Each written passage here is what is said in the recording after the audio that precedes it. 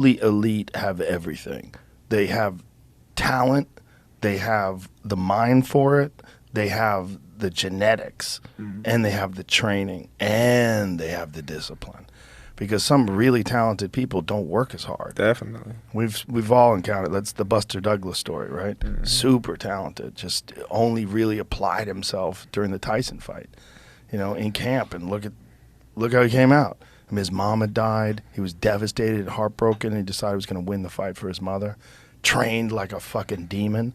And came out and outboxed Tyson. Was hitting him with that jab left hook. Like, what? Yeah. Like, who fucking expected that? He looked so good. He looked like an all-time great in that fight. Yeah.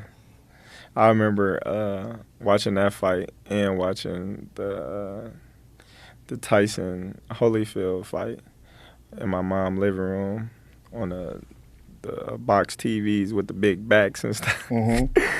Yeah, man. I used to be like, man, dang, man, it was kind of sad watching Tyson lose his first fight. It was unbelievable. Yeah. Even though I saw the fight after the result. I didn't see the fight when it happened. I saw it afterwards. I knew what happened, and I still couldn't believe it. Yeah. I'm like, he's going to get up. He's going to get up, and he's going to win. He always wins. He's going to win. Yeah. You couldn't believe it. That's how revered Mike Tyson was. Everything was, like, silent. Like, it's crazy. Everybody was just like, what? And then, like, when Roy Jones Jr. got knocked out by Tarver. Yeah.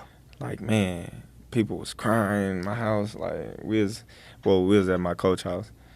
People was crying. I was like, man, I was, like, heartbroken. Like like when you go on a roller coaster, then you go down and your stomach sink in. Yeah. That's how I was like, oh, Roy.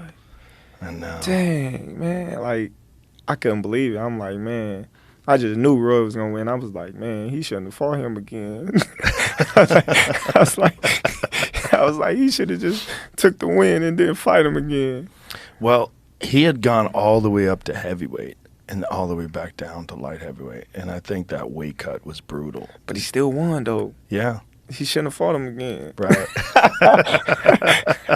I sound like a little kid. But I know. Should have fought him again, man. And I'm cool as hell with Tarver. You know what I mean? Both of them. Tarver's a great fighter. You know what I mean? But he shouldn't have fought him again. But when they were reading the instructions to him, and he said, "You got any excuses tonight, Roy?" Yeah. I was like, "Oh my God, that was heavy." Yeah.